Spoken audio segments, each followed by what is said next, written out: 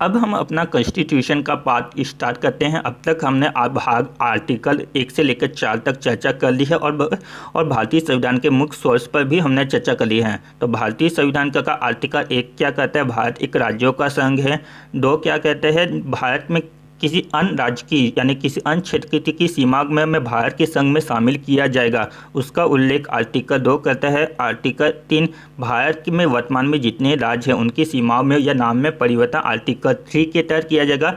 और आर्टिकल 4 क्या कहता है, आर्टिकल 4 कहते हैं 2 और 3 के तहत जो प्रक्रिया अपनाई जाएगी संसद में उसका वर्णन, उस प्रक्रिया का वर्णन आर्टिकल 4 में किया गया है। तो भारत के मुख्य सोर्स भी देखा है तो उस पर भी थोड़ा सा क्विक रीजन कर लेते हैं। तो भारतीय संविधान का मुख्य सोर्स भारत सरकार अधिनियम 1935 है।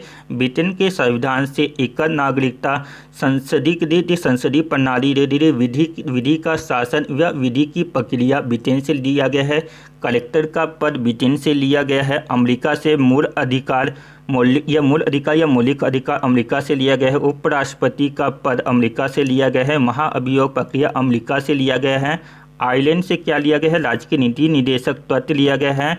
राज्य के नीति निदेशक तत्व और राष्ट्रपति का निर्वाचन मंडल आयरलैंड के संविधान से लिया गया है। कनाडा के संविधान से संघ आत्म शासन व्यवस्था लिया गया है। आवस्थी शक्तियाँ लिया गया है जिसका उल्लेख आर्टिकल 248 में है। आर्टिकल 248 में आवस्थी शक्तियाँ हैं। और संघ और राज्य के बीच में शक्तियों का विभाजन कनाडा से लिया गया है। राज्यपाल का पद कनाडा से लिया गया है। सोवियत रूस से क्या लिया गया है, पंचवर्षीय योजना और मूल कर्तव्य कहाँ से लिया गया है, सोवियत रूस से लिया गया है। ऑस्ट्रिया के संविधान से भारतीय संविधान की प्रस्तावना किसमें लिखी गई है, तो ऑस्ट्रिया में जिस तरीके से लिखी गई थी उसी लैंग्वेज में लिखी गई है। जबकि प्रस्तावना का विचार जो आया है अमेरिका से आया है। और समावती सूची किससे लिया गया है, तो ऑस्ट्रिया के संविधान से लिया है। संसदों का विशेषाधिकार जिसका उल्लेख आर्टिकल 105 में यहाँ भी ऑस्ट्रिया के संविधान से लिया गया है। जर्मनी से आपातकालीन संज्ञा लिया गया है। फ्रांस से स्वतंत्रता, समानता, बंधुता की परिभाषा, स्वतंत्रता, समानता और बंधुता की परिभाषा और गणतंत्रात्मक शासन व्यवस्था यहाँ दोनों ही फ्रांस देश से लिया गया है। जापान से 21वीं अनुच्छेद 21 की शब्दावली और विधि की शब्दावली किससे लिया गया है, तो जापान देश से लिया गया है। आज हम चुनाव आयोग या निर्वाचन आयोग पर चर्चा करेंगे। तो चुनाव आयोग या निर्वाचन आयोग का उल्लेख भारतीय संविधान में अनुच्छेद 324 से लेकर 329 तक मिलता है। और कौन से भाग में मिलता है, तो भाग 15 में। तो भाग 15 में भारतीय संविधान के निर्वाचन आयोग या चुनाव आयोग का उल्लेख मिलता है। और कौन से अनुच्छेद में, 324 से लेकर 329 तक चुनाव आयोग या निर्वाचन आयोग का उल्लेख मिलता है। चुनाव आयोग में वर्तमान में एक अध्यक्ष और 2 अन्य चुनाव आयुक्त होते हैं। तो कुल कितने सदस्य हुए चुनाव आयोग में, तो चुनाव आयोग में कुल 3 सदस्य होते हैं जिसमें एक अध्यक्ष होता है और 2 अन्य सदस्य होते हैं। कुल 3 सदस्य होते हैं जिसमें एक अध्यक्ष, 2 अन्य सदस्य होते हैं। तो वर्तमान में मुख्य चुनाव आयुक्त कौन है, तो वर्तमान में मुख्य निर्वाचन आयुक्त थे सुनील अरोड़ा वर्तमान में मुख्य निर्वाचन आयुक्त हैं। तो प्रथम मुख्य निर्वाचन आयुक्त कौन थे, तो प्रथम मुख्य निर्वाचन आयुक्त सुकुमार सेन। तो भारत के प्रथम मुख्य चुनाव आयुक्त कौन है, तो सुकुमार सेन और वर्तमान में सुनील अरोड़ा जी हैं। चुनाव आयुक्त का कार्यकाल कितना होता है, तो चुनाव आयुक्त व उसके सदस्यों व अध्यक्षों का कार्यकाल 6 वर्ष या 65 वर्ष, जो पहले पूर्ण हो वहाँ होता है 6 वर्ष या 65 वर्ष होता है। इनकी जो नियुक्ति होती है या शपथ होता है, चुनाव आयोग के सदस्य व अध्यक्ष की नियुक्ति, शपथ, रिपोर्ट, त्यागपत्र ये सभी राष्ट्रपति को देते हैं। इनकी नियुक्ति भी राष्ट्रपति करता है, शपथ भी राष्ट्रपति के समक्ष देते, रिपोर्ट भी राष्ट्रपति को देते तथा त्यागपत्र भी यहाँ राष्ट्रपति को ही देते हैं। भारतीय संविधान में चुनाव आयुक्त की योग्यता का कोई भी उल्लेख नहीं किया गया है। तो भारतीय संविधान में चुनाव आयुक्त की क्या योग्यता होनी चाहिए इसका उल्लेख नहीं किया गया है।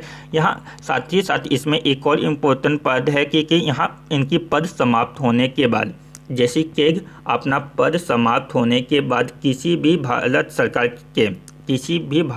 की किसी भी पद पर अपना कार्यभार नहीं कर सकता है। तो लेकिन यहाँ चुनाव आयुक्त में ऐसी शर्त नहीं है। यहाँ पद समाप्त होने पर भी यहाँ भारत सरकार की किसी भी पद का ग्रहण कर सकता है। तो वर्तमान में के कौन है, तो गिरीश चंद्र मुर्मू जी हैं। कौन से क्रम के हैं, तो 14वें नंबर के क्रम के हैं।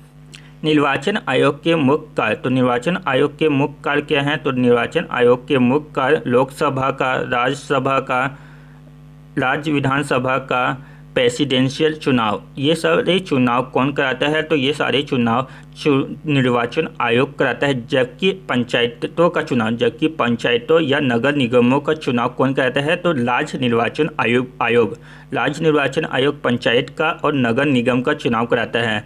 ये केवल 2 चुनाव ऐसे हैं जो कि राज्य निर्वाचन आयोग कराते हैं, और इसके अलावा जितने भी चुनाव होते हैं वहाँ निर्वाचन आयोग कराता है, यानी केंद्रीय निर्वाचन आयोग कराता है।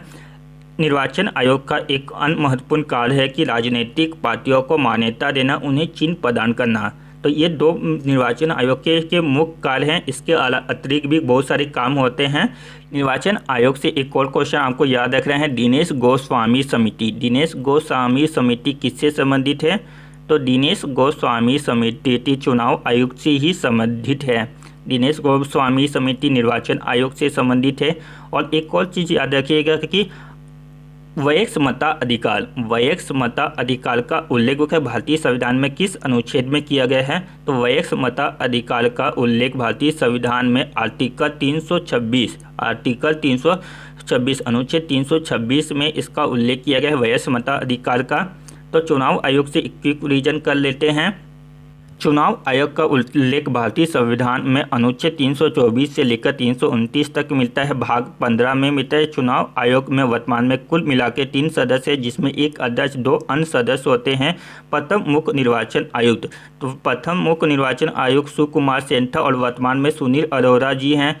चुनाव आयोग के सदस्यों व अध्यक्षों का कार्यकाल 6 वर्ष या 65 वर्ष होता है और इनकी नियुक्ति, शपथ, लिपि, त्यागपत्र ये सभी राष्ट्रपति को देते हैं। इनकी योग्यता संविधान में उल्लेखित नहीं की गई है। ये इम्पोर्टेंट है कि चुनाव आयोग की योग्यता संविधान में उल्लेखित नहीं की गई है। पद समाप्त होने पर यहाँ भारत सरकार के किसी भी पद को ग्रहण कर सकते हैं। याद रखिएगा कि यहाँ ग्रहण कर सकते हैं। चुनाव आयोग या निर्वाचन आयोग के मुख्य कार्य क्या हैं, लोकसभा, राज्यसभा, राज्य विधानसभा, प्रेसिडेंशियल चुनाव कराना निर्वाचन आयोग का कार्य है। जबकि पंचायत और नगर निगम का चुनाव राज्य निर्वाचन आयोग कराता है। निर्वाचन आयोग राजनीतिक पार्टियों को मान्यता व चिन्ह भी प्रदान करता है। तो आज के लिए इतना ही।